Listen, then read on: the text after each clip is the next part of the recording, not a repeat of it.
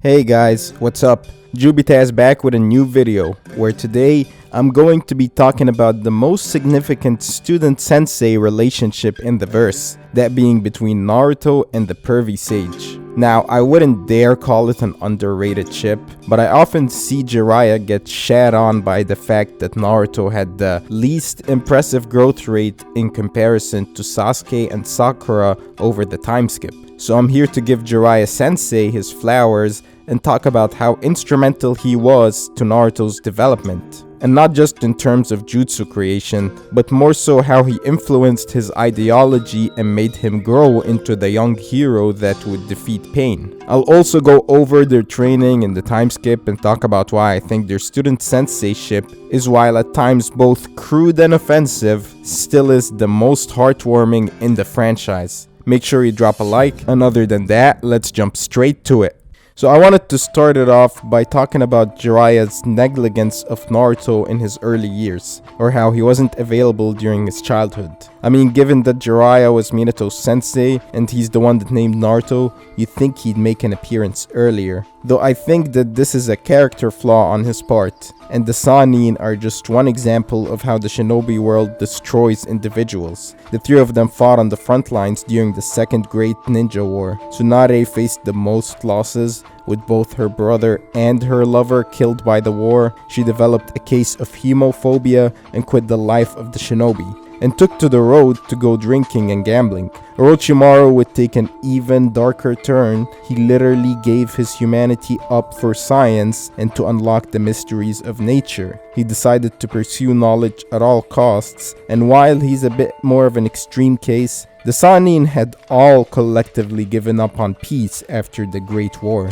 However, Jiraiya didn't fully give up. He still believed that deep down, someday will come where people will be able to understand one another. But for the time being, he was gonna follow the Elder Sage Toad's prophecy and travel around the world. So he became a lazy, perverted author. The thing is, Jiraiya kept getting disappointed whenever he came to the conclusion that he'd found the Child of Prophecy. The first time with Nagato, and the second time with Minato. This is what the shinobi world was. Death was always around the corner, and it's not until he meets Naruto that dormant hope that was inside Jiraiya was reignited. Could this kid be it?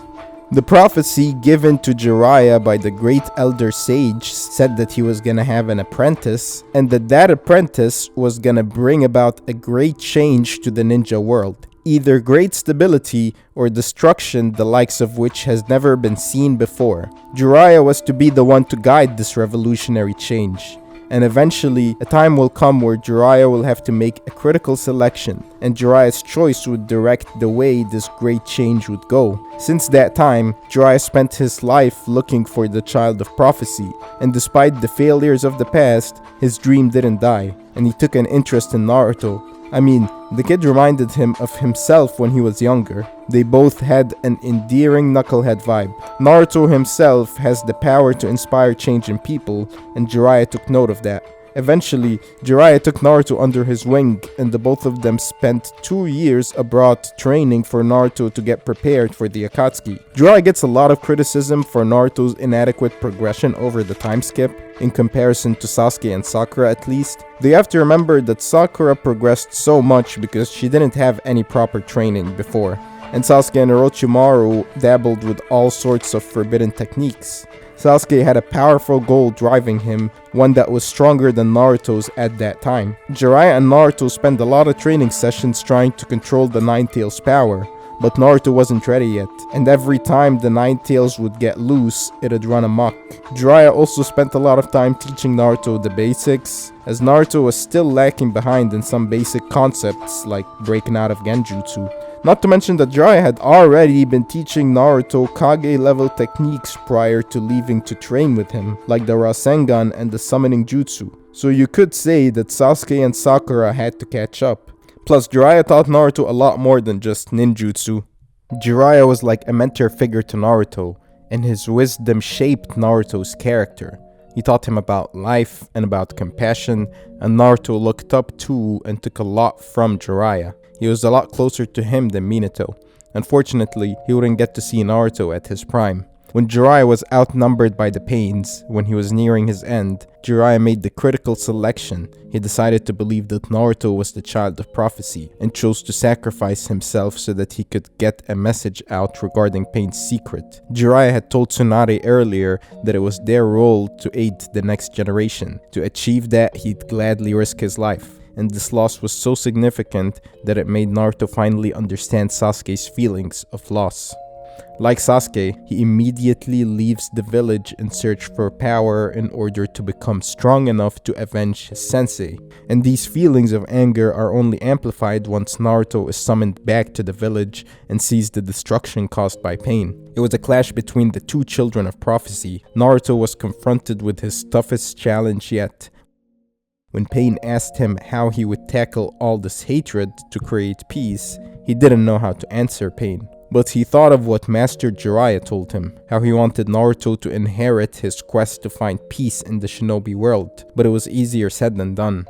Naruto, of course, has to snap out of his fit of rage when he meets the 4th Hokage, and he sets his eyes on tackling Pain's problems. After he defeats Tendo and makes it to Nagato's cave, Naruto was still enraged, but he needed to know Nagato's story to make his decision, considering that Nagato was his sibling student who was also under Jiraiya's wing. Naruto wanted to find out what radicalized him, and after hearing about Nagato's journey, his losses, all of his pain, Naruto's anger was still there. He still wanted to avenge his sensei, but he couldn't go through with it, all because of Jiraiya and his will and his belief in Naruto meant that Naruto had to find the answer to all of that hatred, and becoming a part of the cycle wasn't the answer.